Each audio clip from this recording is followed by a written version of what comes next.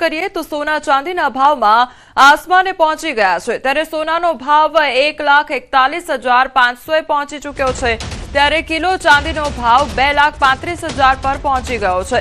તો સોના ચાંદીના ભાવમાં ધરખમ વધારો જોવા મળી રહ્યો છે। તો બીજી તરફ સોનાના ભાવની જો વાત કરવામાં આવે તો સોનાનો ભાવ 1,41,500 પહોંચી ચૂક્યો છે, જ્યારે કિલો ચાંદીનો ભાવ 2,35,000 પર પહોંચી ચૂક્યો છે।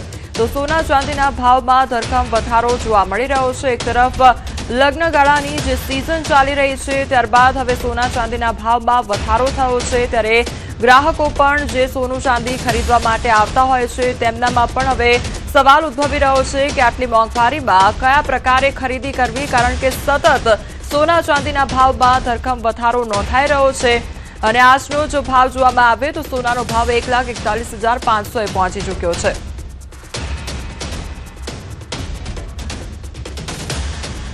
સુરતમાં માતા પિતા માટે વધુ એક લાલ બત્તી સમાન કિસ્સો સામે આવ્યો છે।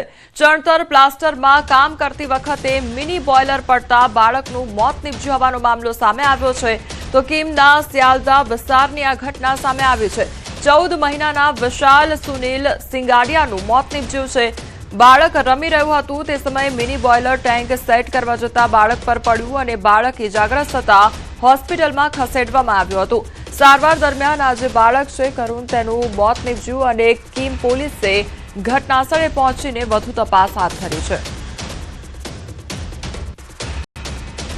જે કંપનીનું બોઇલર છે મિની બોઇલર, એ મિની બોઇલર આ છોકરા ઉપર પડવાથી છોકરાનું ઘટના સ્થળે મોત થયું એવું જાણવા મળ્યું હતું, પણ એ લોકો ડાયમંડ હોસ્પિટલમાં લઈ ગયા હતા। ડાયમંડ હોસ્પિટલવાળા ત્યાં ડેથ જાહેર કરી, ત્યારે પછી આ લોકો સિવિલ હોસ્પિટલ બોડી લઈને આવ્યા છે। એટલે અમારા સમાજની એક જ માંગ છે, અવારનવાર ઘટનાઓ ઘટે છે તો આ બાબતે સુપરવાઇઝર, કોન્ટ્રાક્ટર અને કંપનીનો જે માલિક છે એ કંપનીના માલિક ઉપર આરોપી બનાવી એમની પર કાયદેસરની કાર્યવાહી કરે એવી ઓલપાડ પોલીસ અમારી માંગ છે।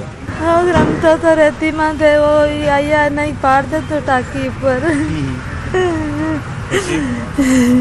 उसे नहा दवाखाने ले जाने था तो कहाँ सलाम दे गयो।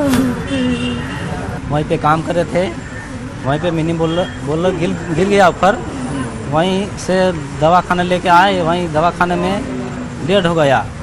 डेड होते ही मतलब वहीं पुलिस वाले भी आए, सब जांच की और लिखा पढ़ी करके सिविल हॉस्पिटल में भेज दिया। वहीं पे वहीं जाके पोस्टमार्टम करा के जो हो तो देख लेना, हम कर सेठ कुछ बोला नहीं, क्या आपको कुछ खर्चा पानी क्या है ये कुछ नहीं बोला। ગીર સોમનાથમાં રખડતા શ્વાનોનો આતંક પ્રતિદિન વધી રહ્યો છે, જ્યાં છેલ્લા 4 મહિનામાં શ્વાન કરડવાના કેસોમાં સતત ઉછાળો જોવા મળી રહ્યો છે। તો સપ્ટેમ્બરમાં 204 કેસ નોંધાયા, ઓક્ટોબરમાં 278 કેસ નોંધાયા, તો નવેમ્બરમાં 421 કેસ અને ડિસેમ્બરમાં અત્યાર સુધી 304 કેસો નોંધાતા સ્થાનિકો અને શ્રદ્ધાળુઓમાં ભયનો માહોલ જોવા મળી રહ્યો છે। તો બીજી તરફ આ અંગે નગરપાલિકાના ચીફ ઓફિસરને સવાલ કરતા કહ્યું કે પાલિકા તંત્ર દ્વારા શ્વાનનું ખસીકરણ કરવા માટે 100 થી વધુ પાંજરા બનાવવાની કામગીરી ચાલી રહી છે। ત્યારે સોમનાથ મહાદેવના દર્શને આવતા લાખો ભાવિકોની સુરક્ષા અને શહેરની છબી જાળવવા માટે તંત્ર વહેલી તકે કડક કાર્યવાહી કરે તેવી લોકમાંગ ઉઠી છે। એ એરિયામાં છેલ્લા મહિના દોઢ મહિનાથી કૂતરાઓનો ત્રાસ ખૂબ જ વધી ગયો છે। અવારનવાર અહીંયા જે ભાવિક ભક્તજનો આવે છે એને કરડવાનો બનાવ બની રહ્યા છે। છેલ્લા દોઢેક મહિનામાં 8 થી 10 બનાવ એવા બન્યા છે, જે બહેનો આવે છે સવારમાં, રાતના આવે છે ભાવિક ભક્તજનો, એને કૂતરાઓ કરડ્યા છે। તંત્રને અવારનવાર મૌખિક રજૂઆત કરેલ છે, અમારા અહીંના વોર્ડના કાઉન્સિલર છે એને પણ રજૂઆત કરેલ છે, તેમજ મૌખિક રજૂઆત ઘણા આગેવાનોને કરેલ છે, પણ આ લોકો કોઈ ઉકેલ આવ્યો નથી। કૂતરાને લીધે ઘણા લોકોની પાછળ, બાળકોની પાછળ દોડે છે, બાળકોને કરડે છે અને ઘણા બધા હેરાનગતિ થાય છે। આની આગળ બે વખત ઘણી વખત અહીંયાથી ઘણા લોકોએ જાણ કરેલી છે, પણ એમાં કંઈ રિસ્પોન્સ મળેલો છે નહીં, અહીંયા કોઈ આવેલું નથી। નગરપાલિકાને મારી નમ્ર વિનંતી છે કે અહીંયાથી કૂતરાનો ત્રાસ બને એટલો ઓછો કરો। આ માટે કૂતરાઓને પકડી એનું ખસીકરણ કરવામાં આવે અને એ આખી સમગ્ર પ્રક્રિયા દરમિયાન કૂતરાને 3 દિવસ રાખવામાં આવતા હોય છે। એટલે એક શેડ આઈડેન્ટિફાઈ કરી અને આશરે 100 કરતાં વધારે પિંજરા બનાવવાની કામગીરી હાલમાં હાથ ધરવામાં આવેલી છે। અને આ માટે જે એજન્સી છે એ એજન્સીનો સંપર્ક કરતા એ લોકોએ જે ઇન્ફ્રાસ્ટ્રક્ચર રિક્વાયર્ડ છે એ ઇન્ફ્રાસ્ટ્રક્ચર પૂરું કરવા માટે થઈ અને અમે અત્યારે કામગીરી કરી રહ્યા છીએ।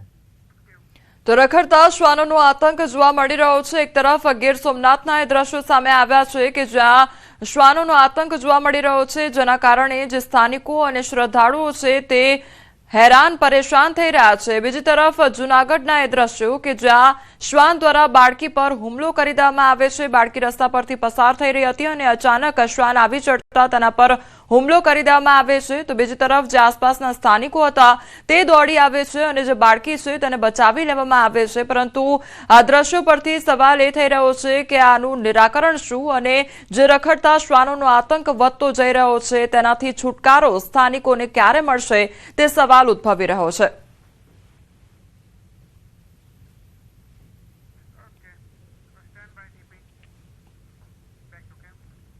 ઠંડી અંગે અંબાલાલ પટેલની આગાહી સામે આવી છે, ત્યારે ગુજરાતના કેટલાક ભાગોમાં ઠંડા પવનો ફૂંકાશે તેવું કહેવામાં આવ્યું છે.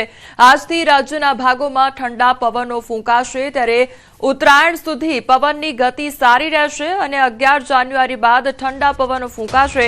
પવનની ગતિ ઉત્તરાયણ સુધીમાં સારી રહેવાની શક્યતા રહેશે. તો ઉત્તર ગુજરાતના ભાગોમાં, કચ્છના ભાગોમાં અને મધ્ય ગુજરાતના ભાગોમાં ઠંડા પવનો ફૂંકાશે.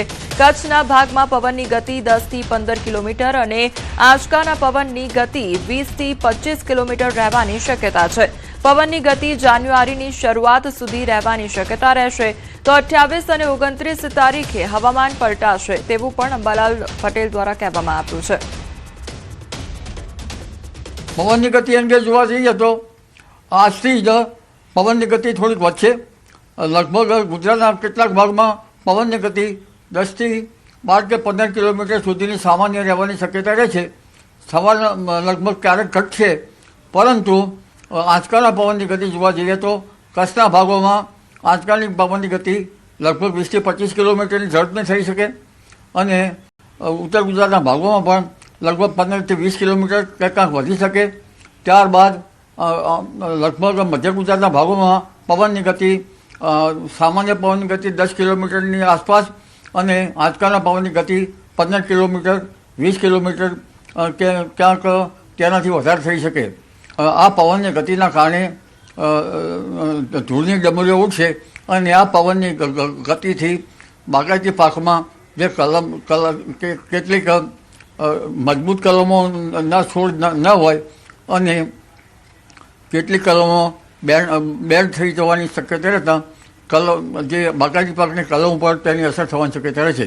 જ્યારે દેશના ઉત્તરીય પર્વતીય પ્રદેશોમાં હમણાં એક નબળો પશ્ચિમ વિક્ષોભ આવવાની શક્યતા રહે છે. જાન્યુઆરી 2 તારીખ સુધીમાં પણ એક કંઈક હળવો એક નબળો પશ્ચિમ વિક્ષોભ આવવાની શક્યતા રહે છે, જેના લીધે દેશના ઉત્તરીય પર્વતીય પ્રદેશોમાં બરફવર્ષા થવાની શક્યતા રહે છે અને કંઈક અંશે ઠંડીનું જોર ધીરે ધીરે છેક ગુજરાત સુધી વધવાની શક્યતા રહે છે. તારીખ 11 જાન્યુઆરીમાં પણ ઠંડા પવનો ફૂંકાશે અને હવે ધીરે ધીરે ઠંડી જમાવટ કરશે. જૂનાગઢમાં રફતારના રાક્ષસો બેફામ બની ગયા છે. કેશોદમાં જાહેર રોડ પર બેફામ કારે અકસ્માત સર્જ્યો. કારને બેફામ ચલાવી નબીરાએ અકસ્માત કર્યો હતો. તો આંબાવાડી વિસ્તાર પટેલ મિલ પાસેની આ ઘટના સામે આવી છે. બેફામ કાર ચલાવી પાર્ક કરેલી 2 બાઇકને ઠોકર મારવામાં આવી હતી, ત્યારે ઘટનાના સીસીટીવી ફૂટેજ પણ સામે આવ્યા છે. સ્થાનિક વેપારીઓએ કાર ચાલકને પકડી પોલીસ હવાલે કર્યો છે. તો કેશોદનો આ મામલો સામે આવ્યો છે કે જ્યાં જાહેર રોડ પર અકસ્માત સર્જવામાં આવ્યો હતો. આંબાવાડી વિસ્તાર પટેલ મિલ પાસેની આ ઘટના કે જ્યાં અકસ્માત સર્જાયો હતો. કાર ચાલક દ્વારા ટક્કર મારવામાં આવી હતી અને આખી ઘટના સીસીટીવી કેમેરામાં કેદ થઈ છે. તો બીજી તરફ જે વેપારીઓ હતા તેમના દ્વારા જે કાર ચાલક છે તેને પકડીને પોલીસ હવાલે કરવામાં આવ્યો હતો. આંબાવાડી વિસ્તારમાં પેટ્રોલ પંપની સામેની ગલીમાં એક કાર ચાલક બેફામ ઝડપે કાર ચલાવીને આવી રહ્યો હતો, ત્યારે અમારી ગાડી સાઈડમાં જ પડેલી હતી. અમે દુકાનની અંદર બેઠા હતા, ત્યારે ઓચિંતાની ગાડીએ કાબુ મારી અને અમારી 2 ગાડી ઉડાડી દીધી અને સામે સર્પ આકારે ભટકાડીને સામે એ ગાડી ઓટામાં ભટકાઈ ગઈ અને એ જે હાંકવાવાળો છે એ ત્યાંથી નીકળી ગયો. અને આવી રીતે જો બેફામ કાર ચલાવે તો આમ જનતાનું શું થાય? ક્યારેક ક્યારેક આ લોકો જો આવી રીતે બેફામ હલાવે ને એમાં કોઈ ધ્યાન ન આપે તો ઘણા લોકોનું મૃત્યુ પણ થઈ શકે. સંવાદદાતા અમર અમારી સાથે જોડાઈ ગયા છે. અમર, કાર ચાલક દ્વારા ટક્કર મારી દેવામાં આવે છે, બેફામ કાર હંકારવામાં આવી રહી છે, શું અપડેટ આખી ઘટનામાં? ચોક્કસ કે દિવસે ને દિવસે જે રફતાર બેફામ બન્યા છે ત્યારે ફરી એક ઘટના બની છે કેશોદના આંબાવાડી વિસ્તારની કે જ્યાં એક કાર ચાલક બેફામ ચલાવી રહ્યો હતો અને તેણે બે બાઇકને તો ઠોકર મારી છે, પરંતુ સામેથી આવતા જે બાઇક સવારને પણ તે મોટી ઈજા પહોંચાડી શકે તેવી એક સ્પષ્ટપણે સીસીટીવીમાં દેખાઈ રહ્યું છે કે મોટી જાનહાનિ ટળી છે, પરંતુ બેફામ વાહન ચલાવનાર સામે કડક કાર્યવાહીની માંગ વેપારીઓએ કરી છે. બીજી તરફ આ જે કાર ચાલક છે વિવેક માકડિયા, તેને પોલીસના હવાલે કરવામાં આવ્યો હતો. તેની સામે ફરિયાદ નોંધાઈ છે અને હાલ પોલીસે પણ આ શખ્સની અટકાયત કરીને હાલ વધુ તપાસ હાથ ધરી છે ને તેમને કાયદાનો પાઠ ભણાવ્યા છે. જી જે અમારો જે પ્રમાણે વિડીયો સામે આવ્યો છે તેમાં જે રસ્તો છે તે પણ સાંકડો જોવા મળી રહ્યો છે અને સાંકડા રસ્તામાં સર્પાકારમાં આ જે ગાડી છે તે ચલાવવામાં આવી રહી છે. એટલે શું સામાન્યપણે આ પ્રકારની ઘટનાઓ જોવા મળતી હોય છે આ રસ્તા પર? બિલકુલ, સામાન્ય રીતે આ જે રસ્તો છે તે એક મુખ્ય માર્ગ છે, ત્યાંથી હજારો લોકોની અવર જવર દરરોજની થતી હોય છે, પરંતુ આ રીતના જે યુવાનો બેફામ બન્યા છે કાર લઈને અને જે સીન સપાટા કરતા હોય છે તેના લીધે અન્ય લોકોનો જીવ જોખમમાં મુકાય છે. આવી જે ઘટના સામે આવી છે, હાલ આ કાર ચાલકને પોલીસ હવાલે કરાયો છે ને પોલીસે વધુ તપાસ હાથ ધરી છે, પરંતુ માંગ લોકોની એ છે કે આ જે મુખ્ય માર્ગ છે ત્યાં સામાજિક તત્વોનો જે આતંક વધે છે, જે આ રીતના વાહનો ચલાવે છે તેની સામે કડક કાર્યવાહી કરવામાં આવે તેવી માંગ ઉઠી રહી છે. જે અમાર સમગ્ર માહિતી બદલ આપનો આભાર.